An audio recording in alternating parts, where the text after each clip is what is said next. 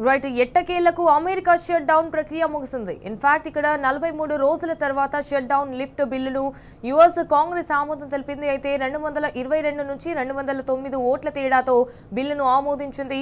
ఆ వెంటనే బిల్లుపై సంతకం చేసిన అగ్రరాజ్యం అధినేత ట్రంప్ షట్ డౌన్ ముగిసినట్టు ప్రకటించారు. దీంతో అన్ని సమస్యలు పరిష్కారం అవుతాయన్నారు. ఇక ఈ బిల్లు ద్వారా జనవరి 2026 వరకు ప్రభుత్వ నిధులను సమకూర్చనున్నట్టు తెలిపారు. బిల్లును ఆమోదించిన సెనెట్ ప్రతినిధుల సభకు కృతజ్ఞతలు తెలిపారు.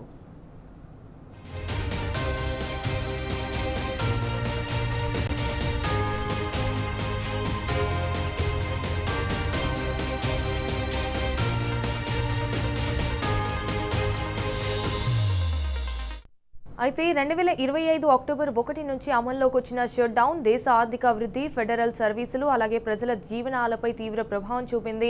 దాదాపు 1.4 మిలియన్ ఫెడరల్ ఉద్యోగులు ఇళ్లకి పరిమితమయ్యారు.